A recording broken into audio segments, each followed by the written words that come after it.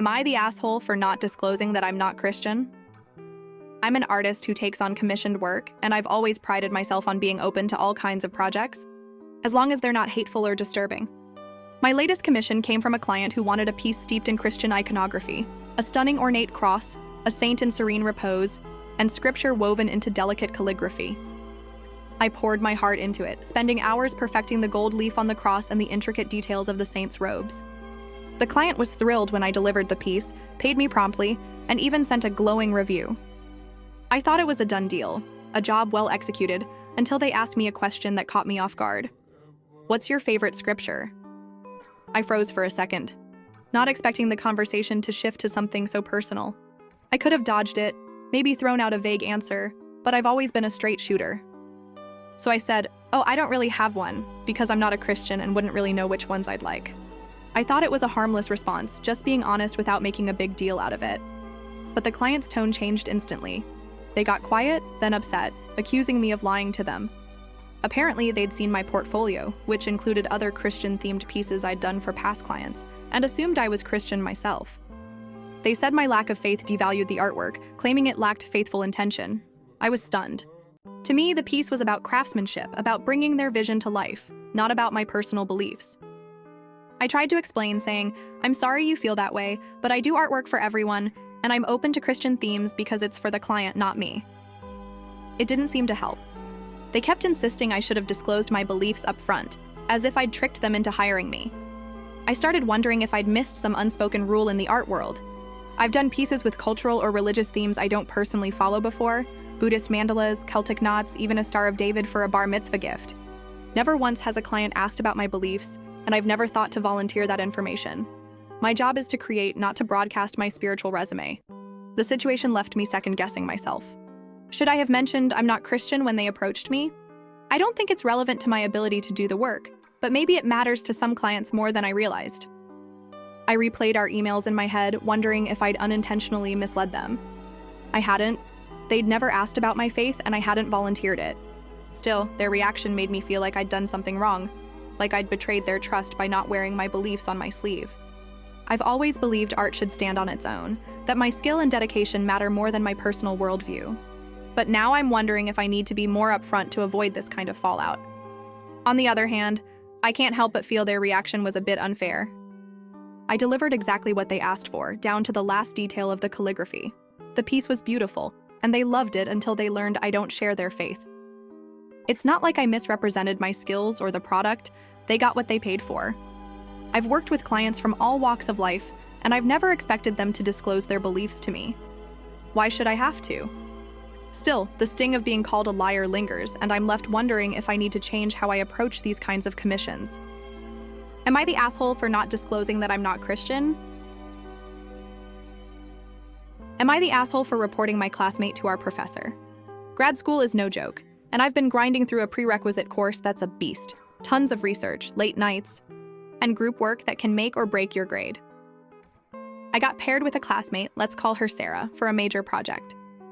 At first, things seemed fine. We split the work evenly, set deadlines, and I figured we'd cruise through it. But then Sarah started slacking. She'd show up to our meetings looking frazzled, saying she was swamped with her job and other responsibilities. I get it. Life's tough, especially in grad school. But then she crossed a line. She asked me to do her share of the homework, not just help, straight up do it for her. I was floored. I told her no, politely but firmly, explaining that I've got my own workload and it wouldn't be fair. She nodded, seemed to get it, but a few days later, she asked again. This time it was through a text, all casual, like it was no big deal. "Hey, can you just handle this one? I'm drowning." I shut it down again, a little less patiently. But Sarah didn't stop. She kept pushing, both in person and over text, acting like I was her personal academic assistant. It started to feel like harassment. Every time I opened my laptop, there was another message begging me to help her out. I tried to be understanding, but my own stress was piling up. I've got a job too, plus family stuff and the pressure of this course. Her work wasn't my responsibility. After weeks of this, I'd had enough. Her constant pressure was making me uncomfortable, and I worried it could tank our project if she kept dodging her share. So I went to our professor. I didn't want to be a snitch, but I laid it all out. The texts, the in-person asks, how I'd tried to set boundaries. I showed the professor our messages as proof, keeping it professional but honest. I just wanted to focus on the work without this drama. The professor thanked me, said they'd handle it, and that was that. I thought maybe Sarah would get a warning, maybe a chance to step up. But then the fallout hit. Sarah found out I'd gone to the professor, and she was livid. She cornered me after class, tears in her eyes, saying I'd betrayed her. According to her, she was going through a really hard time and just needed help. She claimed I'd set her up to fail, that she might flunk the course because of me. I felt a pang of guilt. She did seem stressed, but I couldn't shake the fact that she'd put me in an impossible position. I told her I was sorry she was struggling, but I couldn't do her work for her. That just made her angrier. She's been telling mutual friends I stabbed her in the back, and now some of them are giving me the cold shoulder. I keep replaying it in my head. Could I have handled it differently? Maybe I could have helped her more before going to the professor, like offering to talk through her workload or pointing her to campus resources. But every time I tried to reason with her, she just doubled down on asking me to do her assignments. I didn't report her to be cruel. I just wanted to protect my own grades and sanity. Now I'm wondering if I was too harsh, if I should have given her another chance. Grad school's cutthroat, and I know she's got her own struggles, but I'm not her keeper. Still, the guilt's nagging at me, especially with her claiming I've ruined her shot at passing. Am I the asshole for reporting my classmate to our professor? Am I the asshole for giving the cake to my family rather than saving it for my boyfriend? Baking cakes is my passion, a side hustle that lights up my days. I'm always in the kitchen, whipping up creations for friends, family, or the occasional customer. This past weekend was special, my boyfriend's mom's birthday. They live a few hours away, so we plan to stay overnight. With a 2-year-old daughter at home, we don't get many breaks, so I asked my parents to babysit her for the weekend. They happily agreed, and I got to work baking a funfetti cake with jam and fresh cream, a real showstopper. I spent the night before our trip mixing batter, and the morning we left, I decorated it with swirls of cream and sprinkles. My daughter watched, eyes wide, begging for a taste. I promised her a slice when we got back, knowing funfetti's her favorite. We dropped her off at my parents' place and headed to my boyfriend's parents' house. The birthday celebration was lovely. His mom adored the cake, and we all enjoyed a small slice after a big dinner out. But we ate so much at the restaurant that over half the cake was left. It was a massive thing, layers upon layers, more than we could handle in one night. As we packed to leave, his parents asked if they could keep the leftovers. I said sure, but asked to take a slice for our daughter, keeping my promise. His dad, being generous, cut 4 big slices for us to take home. I wrapped them carefully, picturing my daughter's excitement. When we got back, I went to pick up our daughter from my parents' house. My sister happened to be visiting, and when they saw the cake, their faces lit up. I offered them each a slice. My daughter was over the moon, giggling as she got her funfetti fix, and my parents and sister loved it too. It felt like a sweet moment, sharing something I made with my family. But when I got home with our daughter, my boyfriend asked where the rest of the cake was. I told him I'd given it to my parents and sister. His face fell.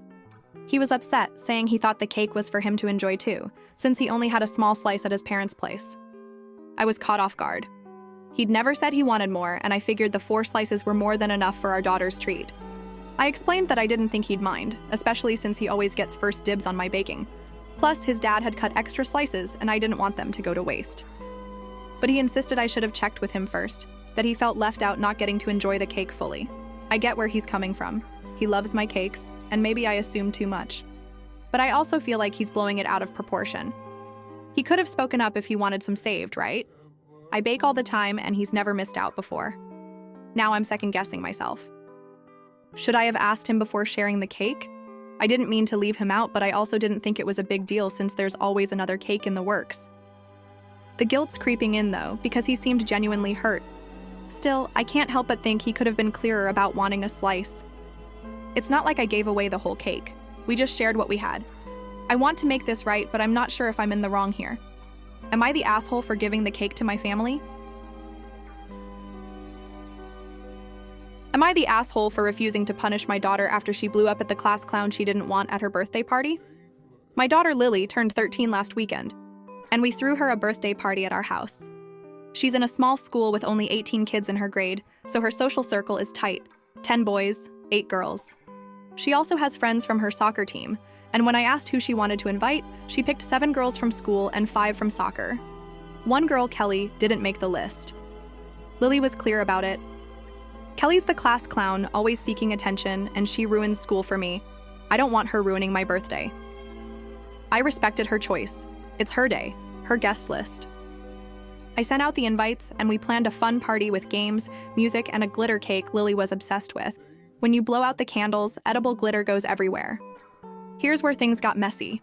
My ex-wife, who's invited to Lily's big milestones so we don't split events, pulled a stunt. An hour before the party, I found out she'd invited Kelly behind my back after Kelly's mom heard about the party. Lily was blindsided when Kelly showed up, and I could see the disappointment on her face. I pulled her aside, told her to try to enjoy her day, and hoped it wouldn't spiral. The party was going great, kids laughing, music blasting, until it was time for the cake. Lily was beaming as we brought out the glitter cake, ready for her big moment. But then Kelly, in true class clown fashion, swiped her fingers across the top layer, smearing the icing and ruining the glitter effect. The room went quiet. Lily snapped. She yelled at Kelly, "What is wrong with you? This is why I didn't want you here. You ruin everything." Tears in her eyes, she stormed to her room. Kelly started crying too, and the mood tanked.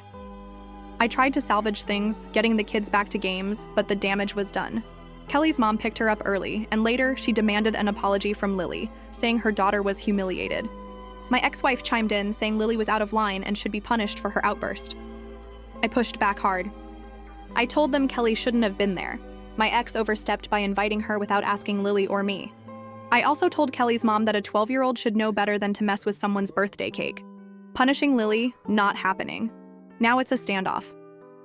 Kelly's mom is furious, calling me unreasonable. My ex says I'm enabling Lily's bratty behavior, but I see it differently.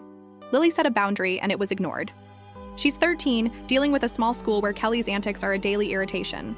That cake was her moment, and Kelly wrecked it. Sure, Lily's outburst was intense, but she's a kid who felt betrayed on her birthday. I've talked to her since, and she feels awful about yelling, but also hurt that her wishes weren't respected. I'm not going to make her apologize for reacting when the whole situation could have been avoided. My ex's decision to invite Kelly set this up, and I'm standing by Lily. Still, I wonder if I'm missing something. Maybe I should have pushed for a calmer resolution at the party or coached Lily to handle it better. Am I the asshole for refusing to punish my daughter? Am I the asshole for not telling my ex-wife that we lived in a rental apartment? Back in 2008, I was a university student, young and broke, when I scored a sweet deal on a 2-bedroom apartment in the city center. I shared it with my girlfriend at the time, plus my friend and his girlfriend. The owner had hit hard times during the economic crash and moved abroad, leaving us with a cheap lease. As years passed, my friend and his girlfriend moved out, and then my girlfriend and I split. Suddenly, I was alone in this spacious place, paying rent that was a steal for the location. The owner, still overseas, trusted me to handle everything: bills, maintenance, you name it. I became her point person, even dealing with the building co-op like I owned the place. It just became my norm, and I started calling it my place without thinking twice. The apartment's prime location made it a magnet for friends visiting the city. I turned the second bedroom into a free crash pad for out-of-town buddies, which I loved. Living alone can get quiet, and company kept things lively. Fast forward to 2020, I met a woman who swept me off my feet. We fell hard, and by 2021, we were married. She moved into the apartment, and life felt good. But here's the thing. I never explicitly told her it was a rental. It wasn't some grand deception, it just never came up. I'd been living there so long, handling everything like it was mine, that I didn't think to clarify. She knew my job, my salary, and never questioned how I could afford a 2-bedroom in the city center. I figured she assumed it was a great deal, like I did. Our marriage hit rough patches, though.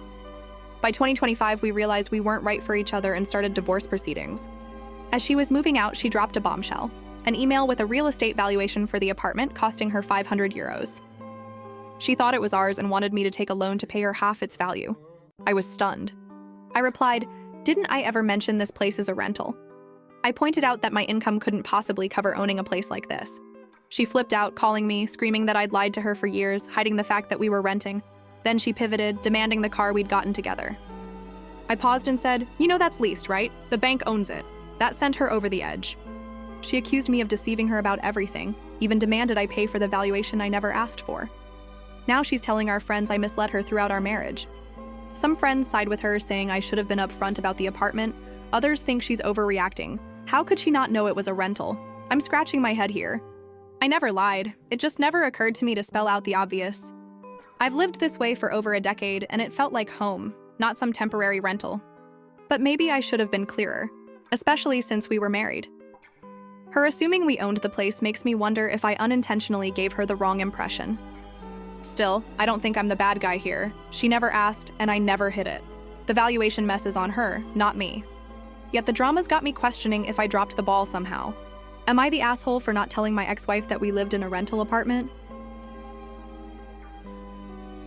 Am I the asshole for telling my sister I get it? She's jealous and still a virgin, after she told me I'd look better in a red wedding dress?